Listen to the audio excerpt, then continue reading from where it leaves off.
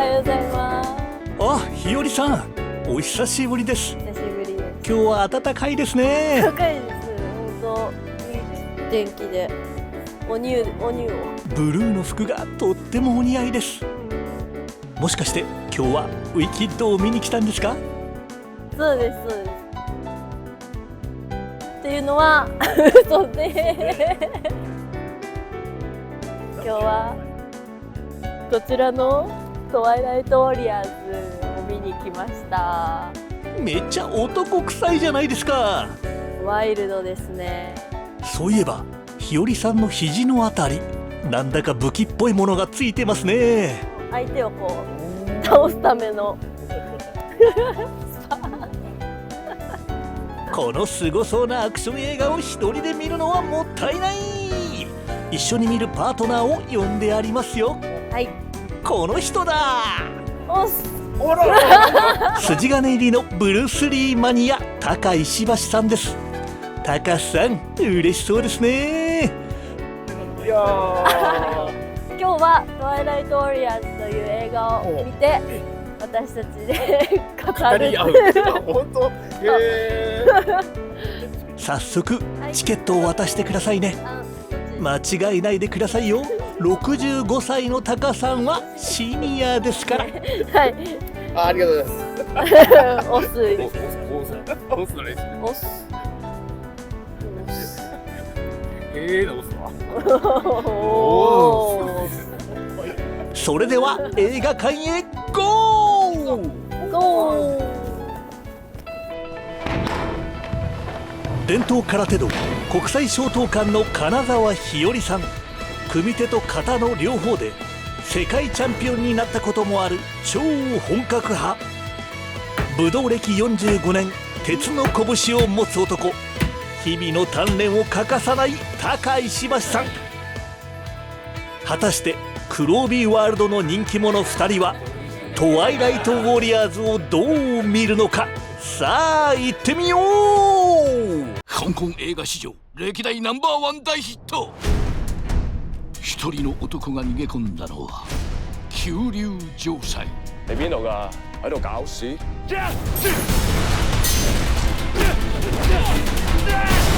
警告你，承載唔到你亂嚟。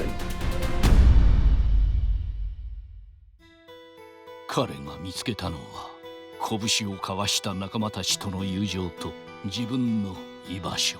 有事啊！我想留喺度。嗰兩仆街走，專登嚟揾你傾生意㗎。係。全ての攻撃を無力化するヤバいやつが城塞を狙う。今日就要你打橫行出去。好啊！命をかけて燃え上がる絆で戦い抜け。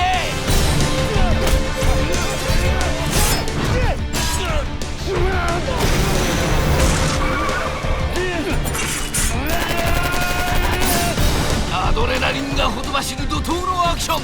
新たな伝説をその目に焼き付けろ。トワイライトウォリアーズ決戦九龍城塞。クロービーワールドファンにこのトワイライトウォリアーズをあなたはおすすめできますかというのが最初の質問です。おすすめできる人は押すっていうそうなのおすすめできる人は、拳をこう上げ、この辺にグッとやってください。はい、それではこのトワイライトウォリアーズ、あなたはクロービーワールドファンにおすすめできますか。どうぞ。はい。とりあえずね。じゃあ2人ともおすすめできると。それでじゃあひよりさんは個人的にも、気に入りましたか。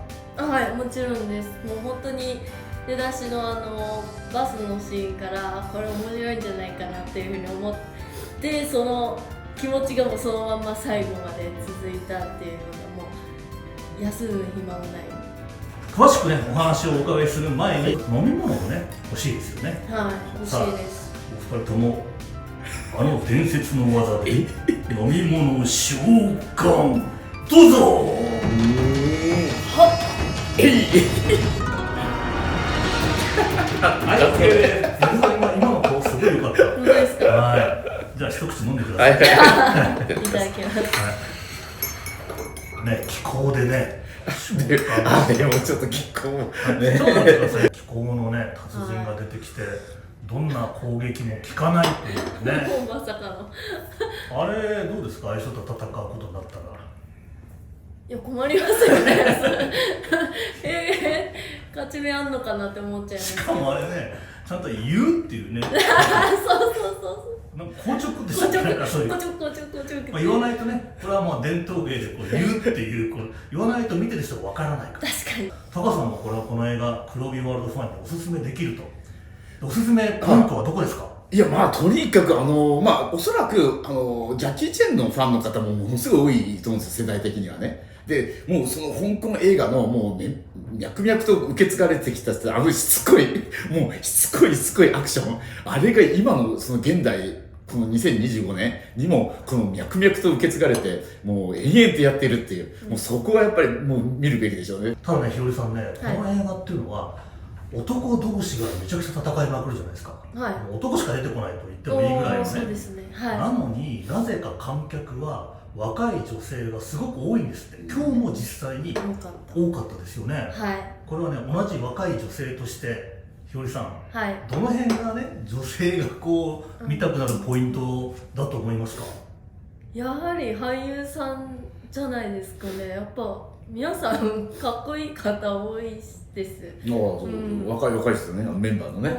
若い方もそうだし、兄貴人ボスたちおじさんたちイケオジがいつもいて、おじさんに聞いたからあれですけど、本当にかっこいい。さんはこの自分のタイプっていうか、この人いいなみたいな人っていました？はい、私ロン兄貴。床屋さんの。そうです、まあでもやっぱそうですよね。かっこいいですよね。まあ本当にね、いい人ですよね、実はね。本当に。彼の名前はルイス・クーっていうんで覚えててください。はい、わかりました。めちゃくちゃかっこよかったですよね。ルイス・クーさん。はい。最初の登場シーンでね、バーンって倒してタバコが宙に浮いてピッっていう再現して、そうこれね、ここにタバコここでピッてこうちょっとよかったですよね。一人のアクションスターじゃなくてチームワークですよね。はい。このチームワークっていうのがやっぱりなんか結構今の世代にグッとくるんじゃないかなって気もしますけれども、ひよりさんはそのあたりはどうでした？私チームワークとかあんまりそもそも自分自身ができないタイプなんであれですけど、羨ましいなって。具体的にどういう感じでできないんですか？基本なんか一人行動というか。バスケとかやってましたけど、なんか自分がなんか全部やってやるぜみたいになっちゃうんで。ダメじゃないのそれ、バスケで。はい。団体型とかもあんまり好きじゃなくて、あんまり言っちゃいけないからどういうこと？団体型でもまあ難しいですけど、性格とか合わなくても気を合わせればいいだけなんで。そういうもんなんだ。はい。まあ確かにね、空手っていうのは個人競技ですからね、個人でやるものなので、あとは急流場、あれの存在って知ってました？私存じ上げなかったんです。まあタカさんはね、もちろんですから、我々世代にはね、いやだって本当に取り壊されるっていう事実があったわけですからね。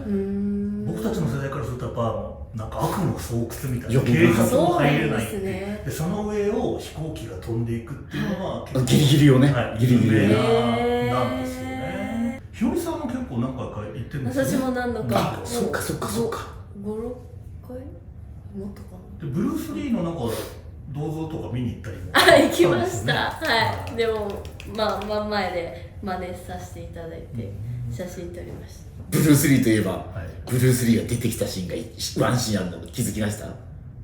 ブルース・リーが出てきたシーンがあるんですよ。出てきました。どこで？急流城塞のその取り壊しをやるよっていうので、テレビがついてるんでみんなそれ見てるんですよ。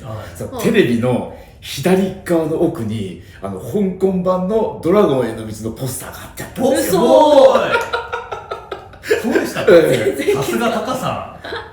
そうって思いました。マオロンコーちゃんっていうか香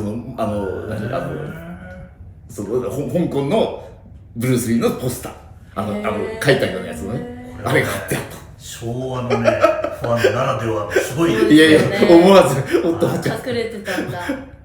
でも私も主人公の方が、最初の方と最後の方ずっと履いてたズボンがブルース・リーっぽいなと思ってすごい気になってて、なんかちょっとニュアンス入れてんのかなみたいな。なるほどね。ズボンとか全然見てないしそうなんですね。象徴的なのが素手じゃなくてナイフとか包丁とかね、いろんなもう死ぬだろうみたいな武器を、でこれは黒帯ワールド的に言うと、やっぱりこの空手とかは今素手を想定してるけれども、中国武術の宮平先生とかは当然武器がある、当然刃物があると、それがたまたま今は素手になってるだけですよって練習してるじゃないですか。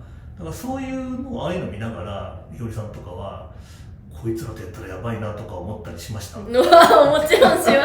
勢いで振られたりとか、ガンまで出てきたし。さあ、これ出てきましたもんね、最後。それ反則だろうと思っちゃったね、さすがに。みたいな思ったけど、やっぱでもそういう状況は今の時代であり得るから思ってる人がいるわけですから。どうします？その台本が振り回してきたら。どうします？なんてやる？顔で。まず顔で。その顔やってください。え？その顔を撃退する顔。はい、いただきました。ありがとうございます。それで撃退できるのかって。できますね。できますね。どうですか、やっぱタカさん、そういう武器に関してはね。実践っていう言葉はあんまり使っちゃいけないんだけど、安易には。ただ、本当に曖昧なんで、まずは逃げちゃうこと。あとはもう、その素手で戦うことを絶対思っちゃいけない。もう、パッと見て、とにかく使えるものだとか、これだとこういうものであるとか、それこそもう水だとか、もう何でもとにかく使いなさいっていうふうには僕は昔教わったんで、ただそれを使いこなせるかどうかはまたね、だったらそれでは絶対立ち向かっちゃいけない。今回出てきた武器の中で、銃は除いて、銃は除いて痛そうとか怖いなと思ったシーンとかありました？なんかあります？僕やっぱ小野系ですよね。香港の映画って大野結構好きで出てくるんですよ。大野とかでピッケルみたいなやつ。これ両方に持ってこうだとか、あと投げたりとか、でヒュンヒュンヒュンって言って背中にグサッと刺さったりするじゃないですか。大野結構好きですよね。曲がってるそうこういうやつね。あれは怖いですよね、リアルっていうかね。いやだから刃物はちょっと僕らはとにかくその刃物でのその攻防っていうのはやらないじゃないですか。で、刃物が来たらそれを素手でっていうのはあれですけど、自分たちがその刺しに行くとか、そういうのって想像しないですよね。まずはね、しないです。やっちゃいけないことと思ってるから。さあ、結構ねいっぱい話しましたけれども、この映画をね改めて、この武道武術をやっているファン、黒帯ワールドファンの人たちにおすすめできるポイントというのを改めて、どうぞ。ですね、皆さんもそうだと思うんですけど、私も空手稽古を普段からしてて、なんか